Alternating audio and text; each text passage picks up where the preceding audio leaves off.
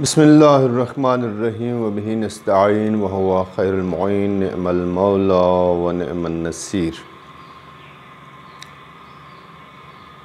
درس سیوطی علی الظاہر آج جو ہے وہ چوتھا درس ہے اور صفحہ 13 ہے، اور یہ شعر ہے: بتاء فعلت و اتت و یاء افعلی و نون اقبلن فعل ینجلی۔ ایک یہ شعر ہے اور ایک اس کے بعد والا شعر، دو اشعار کی آج تشریح بیان ہوگی۔ ایک گزشتہ سوال تھا کہ مصنف نے کہا ہے بالجر والتنوین والنداء وعل ومسند للاسم تمیز حصل۔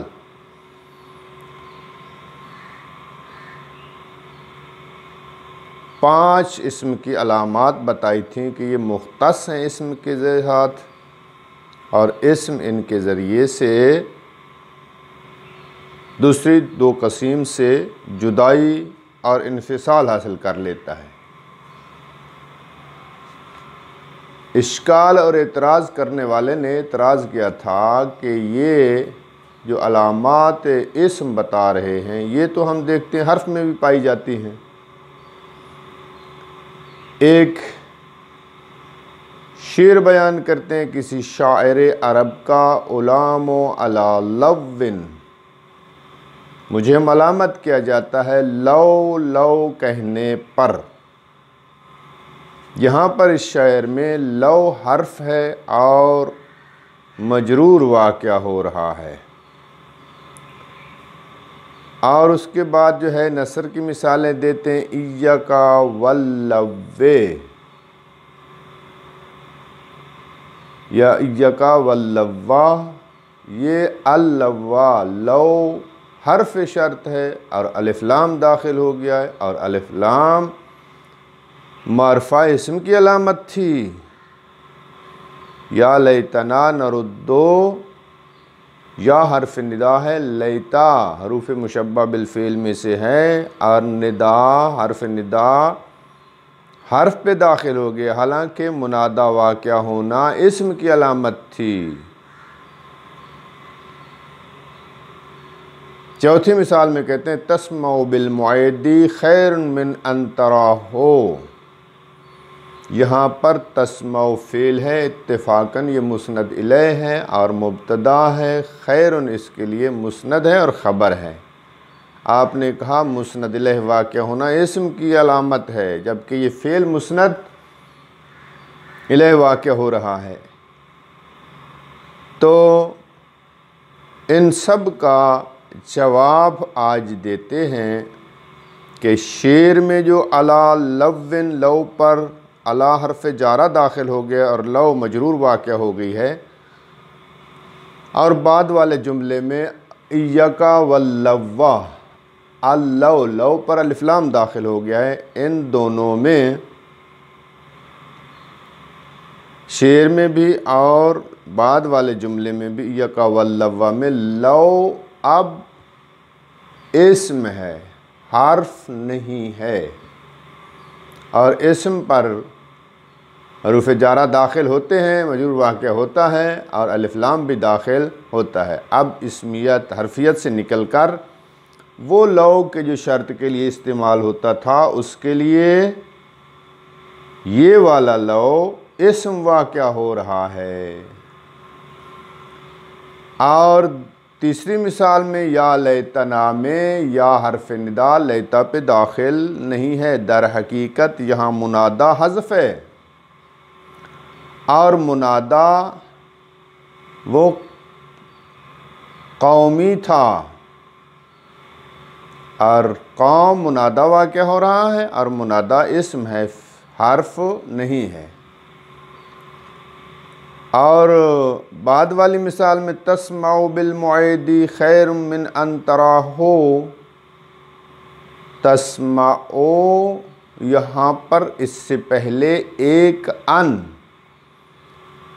کہ جو فعل کے ساتھ مل کر فعل کو مصدر میں تبدیل کر دیتا ہے، وہ ان یہاں پر حذف ہے، اور اصل میں تھا ان تسمع بالمعیدی، اور ان جب اس کو تسمع کو فعل کو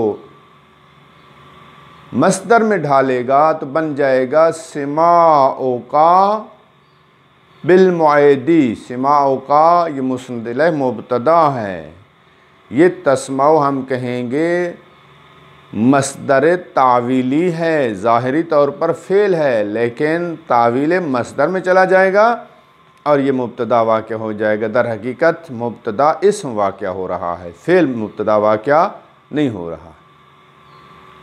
تو لہٰذا یہ اس سوال مقدر کا جواب تھا۔ پھر اس کے بعد جو ہے بعد والا شعر، بتاء فعلتا و اتت و یاء افعلی و نون اقبلن فعل ینجلی۔ کہتا ہے تاء فعلتا کے سبب اور تاء ساکنہ کے سبب اور افعلی کی جو یاء مخاطبہ ہے اس کے ذریعے سے، اور اقبلنہ کی جو نون تاکید ہے اس کے ذریعے سے فعل ینجلی، فعل روشن ہوتا ہے، منکشف ہوتا ہے۔ یہ اس شعر میں جناب صاحب الفیہ علامات فعل کو ذکر کر رہا ہے۔ سب سے پہلی علامت فعلتا کی تا ہے۔ اس تا سے مراد، فعلتا کی تا سے مراد تین قسم کی تا ہیں کہ جو فعل کی علامت واقع ہوتی ہے۔ ایک یہی فعلتا فعل ماضی واحد مذکر مخاطب کا صیغہ ہے، تو ہم کہہ سکتے ہیں تاء مخاطب، یہ بھی فعل کی علامت ہے۔ تاء مخاطبہ فعلتی یا ضربتی، یہ بھی تاء مخاطبہ ہے، یہ بھی فعل کی علامت ہے۔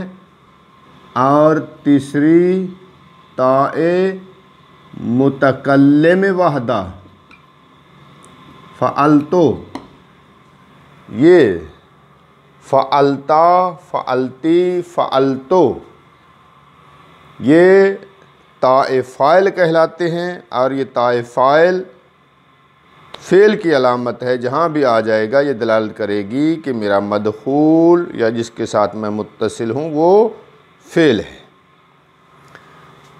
دوسری علامت جو ذکر کر رہا ہے تاء فعلتا و اتت، اتت کہہ کر مثال دے رہا ہے، یعنی تاء ساکنہ کہ جو واحد مؤنث کی تا ہوتی ہے، تاء تانیث ساکنہ، یہ دوسری علامت ہے فعل کی، تاء تانیث ساکنہ، جیسے ضربت، علمت، قامت، حسبت، نصرت، جو بھی تاء تانیث ساکنہ آئے گی وہ فعل کی علامت ہوگی۔ اس نے مثال دی یہاں پر من توضع یوم الجمعۃ فبہا ونعمت، یہ نعمت محل شاہد نعمت پر ہے، نعمت تاء تانیث ساکنہ ہے، یہ اس بات کی علامت ہے کہ نعمت، نعمہ فعل ہے، چونکہ اس کے ساتھ تاء تانیث ساکنہ ملحق ہوتی ہے۔ دو علامتیں ہو گئیں، فاعل کی تا اور تائے تانی سے ساکنہ۔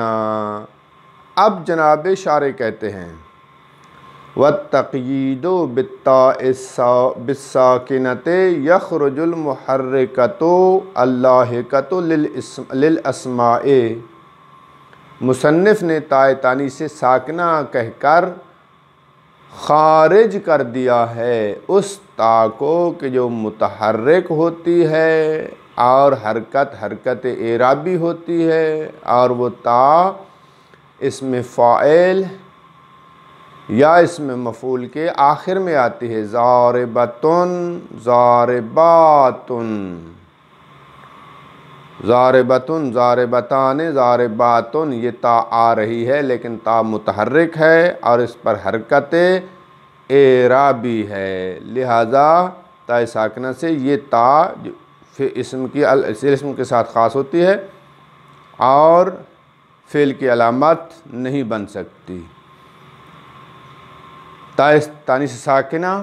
اور تیسری علامت ہے یاء مخاطبہ، جیسے اس نے مثال دی ہے افعلی امر کا صیغہ ہے، ہاتی اسم فعل امر کا صیغہ ہے، اور تفعلینا، ان سب میں جو یا آ رہی ہے، یہ یا اور یہ تینوں جو ہیں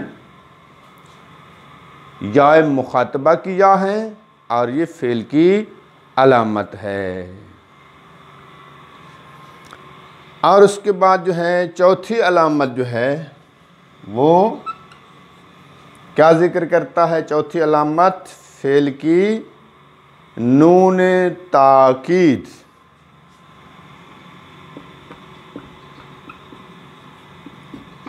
جناب شارح کہتے ہیں نون تاکید بھی فعل کی علامت ہے، خواہ نون تاکید ثقیلہ ہو، جیسے اقبلن میں نون تاکید ثقیلہ ہے، یا نون تاکید خفیفہ ہو۔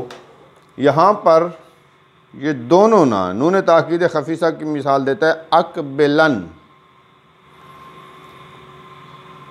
لیکونن، لیکونن میں بھی نون تاکید خفیفہ ہے، اقبلن میں بھی خفیفہ ہے، اقبلن میں نون تاکید ثقیلہ ہے۔ یہ نون ثقیلہ ہو یا خفیفہ ہو، یہ فعل کی علامت ہے۔ اس کے بعد جناب شارح اس شعر کی ترکیب کی طرف اشارہ کر رہا ہے۔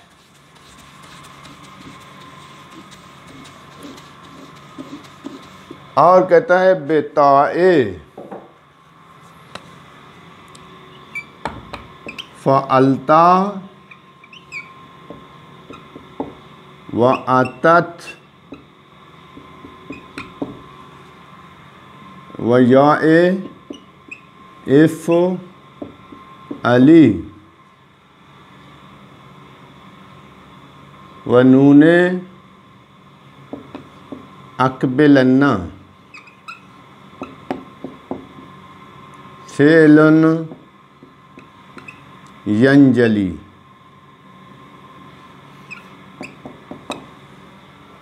کہتا ہے بہی کی ضمیر ینجلی کی طرف لوٹائیں، ینجلی کی طرف لوٹائیں۔ یہ ینجلی، یہ جو آیا عبارت میں کہ وَبِهِ يَتَعَلَّقُ قَوْلُهُ بِتَا، یعنی اسی ینجلی کے ساتھ اس کا قول یعنی مصنف کا قول تعلق رکھتا ہے اسی ینجلی کے ساتھ۔ کیا مصنف کا کون سا قول؟ بتا جو کہا ہے، اصل میں با جارہ ہے، تا مجرور ہے اور تا مضاف ہے، فعلتا مضاف الیہ ہے، اور اتت یہ معطوف ہے فعلتا پر، اور یہ معطوف الیہ مل کر مضاف الیہ ہو جائیں گے، مضاف الیہ مل کر مجرور ہو جائیں گے، اور پھر یا مضاف افعلی مضاف الیہ مضاف الیہ مل کر یہ مجرور ہیں، اس کا عطف ہے اسی تا پر، اور نون اقبلنا، یہ نون مضاف، اقبلنا مضاف الیہ ہے، مضاف الیہ مل کر یہ بھی مجرور ہو جائیں گے اسی جار کے، یہ سارے جار و مجرور مل کر متعلق ہو جائے گا ینجلی کے۔ ینجلی فعل اپنے ضمیر فاعل سے مل کر جملہ ہو کر خبر ہو جائے گی، اور فعلون مبتدا ہے۔ اس کے بعد ایک اشکال ہے، اشکال یہ ہے میرے محترم کہ جناب مصنف صاحب الفیہ نے کہا کہ نون تاکید فعل کی علامت ہے، جبکہ ہم کلام عرب میں دیکھتے ہیں، اور یہاں پر جو ہے ایک شاعر نے شعر کہا ہے، اس میں کہا ہے اقائلنا احذر الشہودا، حمزہ استفہام ہے،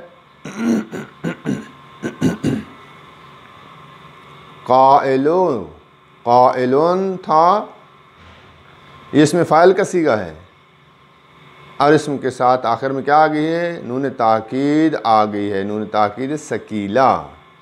تو آپ نے کہا کہ یہ تو فعل کی علامت ہے، فعل کے ساتھ خاص ہوتی ہے، جبکہ نون تاکید اسم کے ساتھ متصل ہو گئی ہے تو پھر فعل کا خاصہ تو نہ رہی۔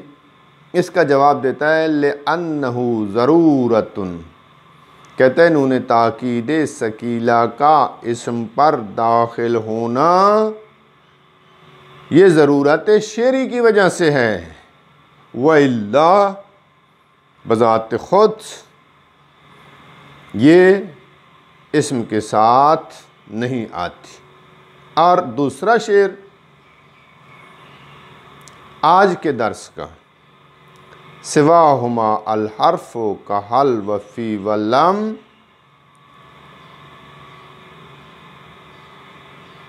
فعل مضارع یلی لم کا یشم،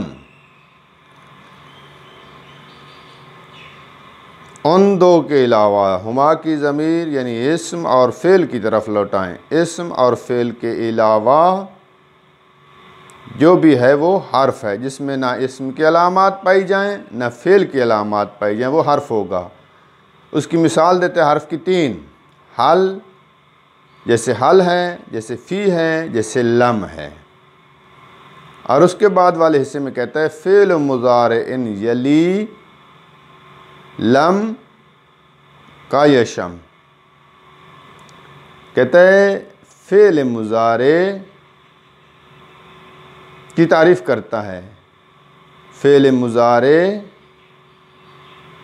لم کا ولی واقع ہوتا ہے، یعنی لم کے بعد واقع ہوتا ہے، جیسے یشم ہے، اس پر لم داخل کریں تو کہیں گے لم یشم۔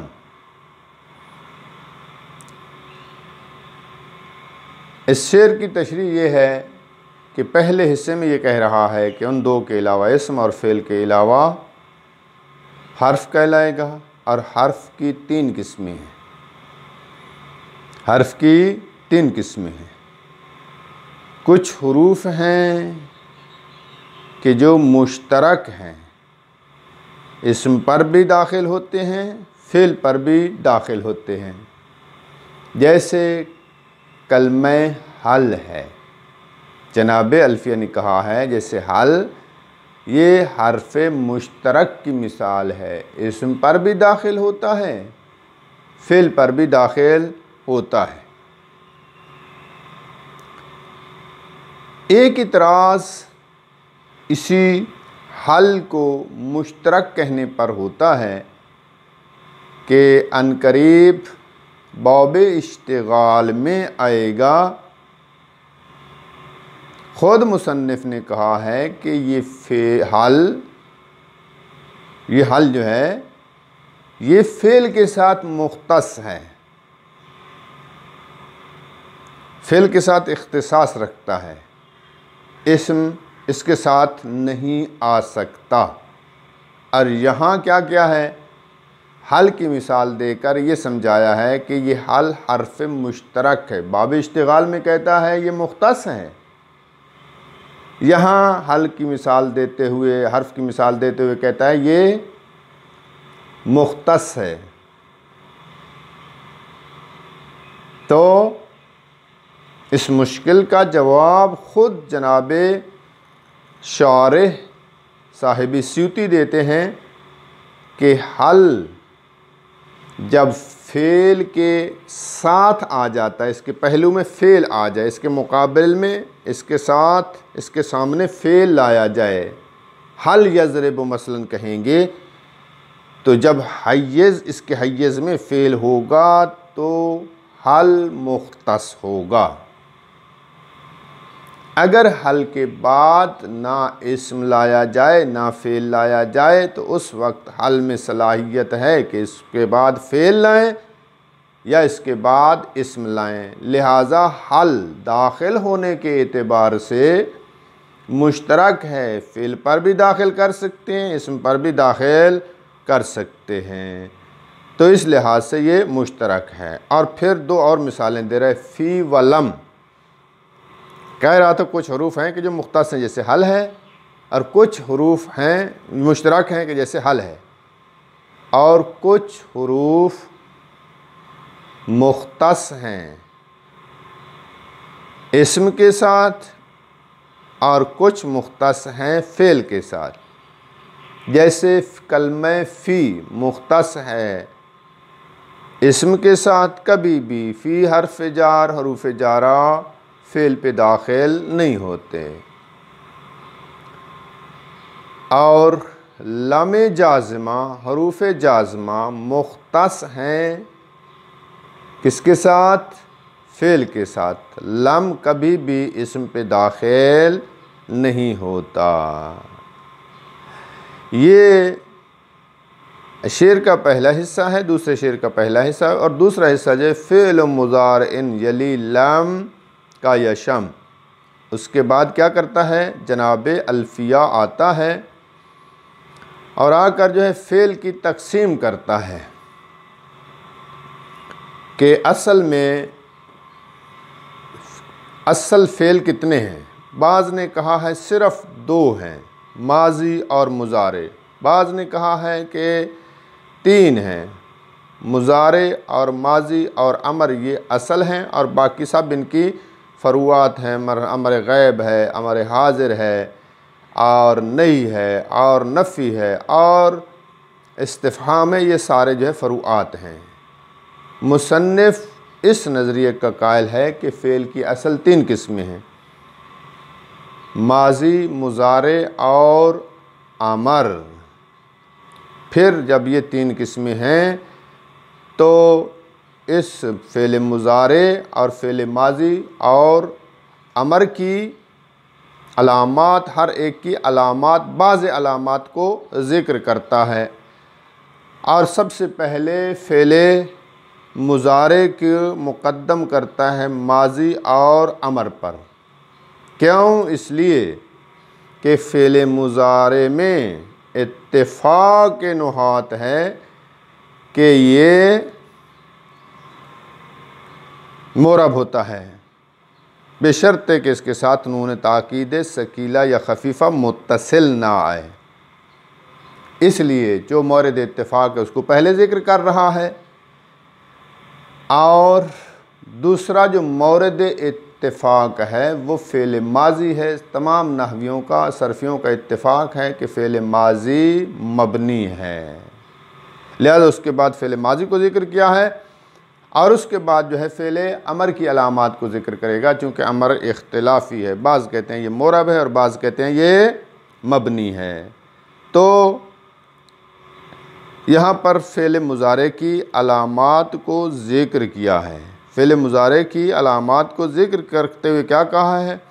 فعل مضارع یلی لم کا یشم، کہتے ہیں فعل مضارع کی علامت یہ ہے کہ اس پر لم داخل ہو سکے، لم کو داخل کرنا ممکن ہو، جیسے لم یشم ہے، لام جازمہ کو قبول کرے تو یہ فعل مضارع کی علامت ہے۔ اگر لام جازمہ کو قبول نہیں کرتا تو اس کا مطلب ہے وہ فعل مضارع نہیں ہے۔ اور اس کے بعد والے شعر میں جو ہے یہ بیان کرے گا کہ وَمَاضِيَ الْأَفْعَالِ بِالتَّاءِ مِزْ وَسِمْ بِالنُّونِ فِعْلِ الْأَمْرِ إِنْ أَمْرٌ فُهِمْ بس اتنا کافی ہے. انشاءاللہ یہ کل اس کی تشریح آئے گی. آج ان 2 اشعار کی تشریح کا ترجمہ دیکھیں.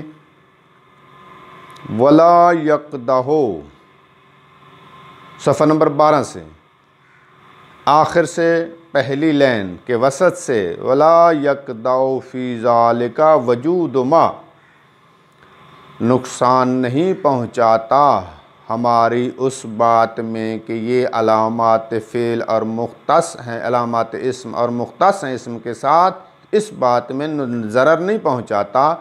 وجود ما ذکرہ جو 5 علامات ذکر کیے ان کا ہونا فی غیر الاسم، غیر اسم میں یعنی حرف میں ان کا ہونا نقصان نہیں پہنچاتا. جیسے کہ آپ دیکھ رہے ہیں کہ علام علی لوٍ وَإِن كُنْتُ عَالِمًا بِأَذْنَابِ لَوٍ، مجھے ملامت کی جاتی ہے لو کہنے پر. وَإِن كُنْتُ عَالِمًا، اگر میں جانتا عالم ہوتا بِأَذْنَابِ لَوٍ، لو کے بعد جملہ کہتا تھا لو کا، اگر میں پائلٹ ہوتا، اگر میں بہترین استاد ہوتا، اگر میں بہترین عالم ہوتا. یہ اگر کے بعد جو بعد والی دوم لگاتا تھا، کہتا ہے اگر اس کا میں علم ہو رکھتا کہ یہ کیسے پائلٹ بنا جاتا ہے، کیسے اچھا مدرس ہوتا ہے، کیسے اچھا مقرر ہوتا ہے، کیسے اچھا خطیب ہوتا ہے، تو لم تفتنی اوائلہ، تو اس لو کے اوائل مجھ سے فوت نہ ہوتے، تمام کو میں انجام دے دیتا اپنی زندگی میں. اور دوسری مثال یکا واللوا، بچوں لو کہنے سے، وَيَا لَيْتَنِي نَرُدُّ، اے میری قوم کاش کہ ہم پلٹ آتے. اور بعد والی تسمعوا بالمعید خیر من ان تراہو، معیدی ایک شخص تھا، کہتا ہے اس کی آواز کو سننا بہتر ہے اس کے دیکھنے سے، چونکہ وہ دیکھنے کے اعتبار سے کریہ المنظر تھا، شکل اس کی بگڑی ہوئی تھی کسی بیماری کی وجہ سے، لیکن آواز اس کی بہت اچھی تھی. اس نے کسی مسجد میں اذان دی، کوئی مسافر نے سنا، لوگوں سے پوچھتا ہو کہاں ہے اس کا گھر مؤذن کا، میں اس سے ملاقات کرنا چاہتا ہوں. یہ بہت خوبصورت تھا، خوبصورت ہوگا جیسے اس کی آواز. اس نے کہا کہ اس کی آواز ہی سننا بہتر ہے بجائے اس کے کہ اس کو جا کر دیکھیں، سارا مزہ خراب ہو جائے گا. تو یہ مثال ہے. اب یہ مثالیں دینے کے بعد کہتے ہیں لِجَعَلِ لَوٍ فِي الْأَوَّلَيْنِ اسْمًا، پہلی یعنی 2 مثالوں میں یعنی شعر میں اور یکا واللو میں، ان 2 مثالوں میں لو جو ہے یہ اسم ہے، وَحَذْفِ الْمُنَادَى فِي الثَّالِثِ، اور تیسری مثال میں یا لیتنا میں، تیسری مثال میں کیا ہے، وہ منادا جو قومی تھا وہ حذف اسم تھا، یا قومی. وَحَذْفِ ان الْمُنْسَبِقِ مَعَ الْفِعْلِ بِالْمَصْدَرِ، اور کہتا ہے آخری مثال میں تسمعوا میں ان کا حذف ہونا ہے کہ جو ڈھلنے والا ہے فعل کے ساتھ مصدر میں مثال اخیر میں. اصل میں وہ جب مصدر میں ڈھالے گا تسمعوا کو تو بن جائے گا سماعوا کا، یہ مسند الیہ ہے، خیر اس کی خبر ہے. ثم اخذ فی علامات الفعل مقدما علی الحرف، پھر شروع ہوا ہے مصنف جناب الفیہ علامات فعل کو ذکر کرنے میں مقدم کرتے ہوئے علامت حرف پر، لشرف ہی علیہ، چونکہ فعل کو حرف پر شرافت حاصل ہے. کون سی؟ لکون ہی احدى رکنی الکلام، کیونکہ فعل کلام کے 2 رکنوں میں سے ایک رکن یعنی مسند واقع ہوتا ہے، جبکہ حرف نہ مسند الیہ واقع ہوتا ہے نہ مسند واقع ہوتا ہے. احد رکن الکلام دونہ، بغیر حرف کے، حرف ایسا نہیں ہے، لہٰذا حرف درجے کے لحاظ سے پست ہے اور فعل درجے کے لحاظ سے اشرف ہے۔ فقال بتاء الفاعل، بس مصنف نے کہا ہے تاء فاعل کے ساتھ، سواء کانت، برابر ہے کہ وہ تا متکلم کے لیے ہو، جیسے ضربتو مخاطب کے لیے ہو، جیسے ضربتا مخاطبہ کی ہو، جیسے ضربتی، جیسے اس نے مثال دی فعلتا اور باقی مثالیں نے دیں۔ اور دوسری علامت بتاء تانیث ساکنۃ، تاء تانیث ساکنہ کے ذریعے سے فعل روشن ہوتا ہے۔ تاء تانیث ساکنہ کی مثال دے رہا ہے، من توضأ یوم الجمعۃ فبہا ونعمت، جو شخص بھی جمعہ کے دن وضو کرے گا وہ سنت کے ساتھ ہوگا اور یہ اچھی سنت ہے۔ وَالتَّقْیِیدُ بِالسَّاکِنَةِ یُخْرِجُ الْمُحَرِّکَةُ اللاحقۃ لِلْاسْمَاءِ، کہتا ہے ساکنہ کے ساتھ تا کو مقید کرنا، اس ساکنہ کی قید سے وہ تا کہ جو حرکت لینے والی ہوتی ہے اور اسماء کے آخر میں ملحق ہوتی ہے وہ خارج ہو جائے گی، وہ فعل کی علامت نہیں ہے۔ جیسے ضاربۃ، یہ تا متحرکہ ہے اور حرکت اعرابی ہے، جبکہ ضربتا ضربتو ضربتے پر بھی حرکت ہے لیکن وہ حرکت بنائی ہے۔ فَإِنَّهَا مُحَرِّكَةٌ بِحَرْكَةِ الْإِعْرَابِ، یہ ضاربۃ کی تا یہ متحرک ہے حرکت اعرابی کے سبب۔ اور لا اور ربا اور ثم کے بعد جو تا آتی ہے وہ بھی خارج ہو جاتی ہے، لاتا ربتا ثمتا، وہ بھی اسم کی علامت، وہ بھی فعل کی علامت نہیں ہے۔ وَيَاءِ الْمُخَاطِبَةِ، اور ایک علامت فعل کی یا مخاطبہ ہے، جیسے افعلی ہے، ہاتی ہے، تعالی ہے، تفعلین، ان سب میں جو ہے یا آ رہی ہے اور یا فعل کی علامت ہے۔ وَنُونِ تاکید مشددتاً کانت او مخففتاً، اور نون تاکید خواہ نون تاکید مشدد ہو یا مثقل ہو، یعنی شد والی ہو یا بغیر حرکت اور شد کے ہو، یہ دونوں فعل کی علامت ہیں۔ جیسے اقبلن میں مشدد ہے اور اقبلن اگر کہیں لیکونن کہیں تو یہ مخفف ہے۔ فعل ینجلی، ان علامات کے ذریعے سے فعل منکشف ہوتا ہے، روشن ہوتا ہے۔